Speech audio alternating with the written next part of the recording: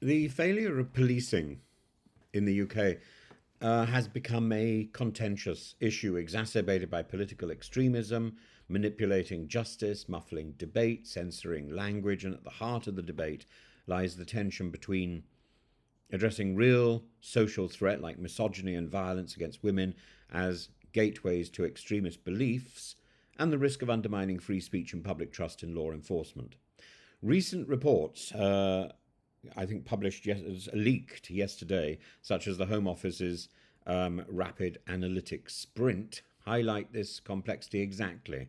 And the suggestion to prioritize concerning behaviors over specific ideologies, including involvement in the manosphere, conspiracy theories, and misinformation, reflects an effort to adapt to modern threats. But critics argue that such an approach risks diluting focus on far right extremism and Islamist extremism, which remain the dominant terrorist threats. And the proposal to revive recording non-hate crime incidents further fuels this controversy, raising fears of overreach and chilling effects on free speech. And public trust in the police is further eroded by perceptions of two-tier policing, which may or may not be true, and anti-lockdown protests that were met with riot gear, while pro-Palestinian demonstrations and Black Lives Matter rallies were policed with a lighter touch.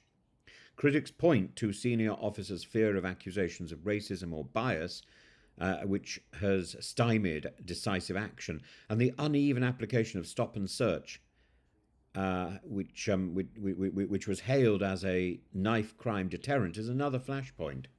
Officers hesitate to use it now because of the potential backlash and the lack of institutional support and the impression of bias and racism.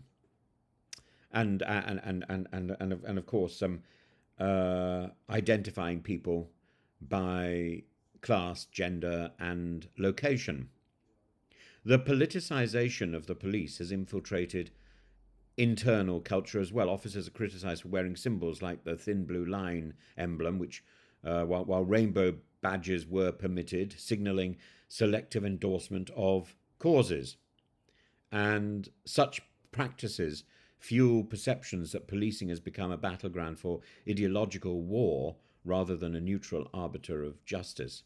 The broader implications are alarming. Misogyny, while it's increasingly linked to extremist violence, must be tackled without criminalizing dissent or mislabeling legitimate concerns as extremist narratives. For example, discussions of grooming gangs have been dismissed as far-right rhetoric, despite overwhelming evidence of the failure of the systems to protect vulnerable girls. And policing needs to balance addressing new threats while preserving democratic freedoms. While broadening the definition of extremism to include harmful behaviour is tempting, it risks overburdening an already stretched resource and undermining efforts to combat the gravest threats that assail us.